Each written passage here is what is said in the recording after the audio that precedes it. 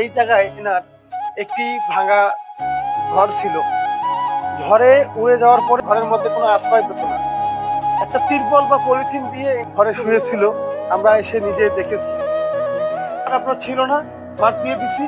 এখন দেখা গেল খাদ্যদ্রব্য আপনি পাচ্ছেন পর্যায়ক্রমে, আরো ভালো কিছু পাবেন ইনশাল্লাহ। প্রিয় বন্ধুরা, ইনি আমাদেরকে জানিয়েছেন ইনি খুব খুশি আছেন, খুব হ্যাপি আছেন। তো আপনার যদি আমরা ভালো করে থাকি, তো আমরা কিন্তু দোয়ার দাবিদার, অবশ্যই আমাদের জন্য দোয়া করবেন। তোমার জন্য দোয়া না করি আমরা?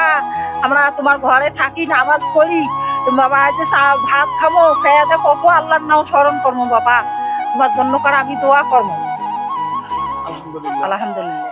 তো প্রিয় বন্ধুরা, সবাই ভিডিওটা বেশি করে বেশি শেয়ার করবেন, আর এই অসহায় মায়ের জন্য দোয়া করবেন। ইনার জন্য সংসারটা অচিরেই স্বাবলম্বী হয়ে আসুন। আসসালামু আলাইকুম, ভালো থাকুন।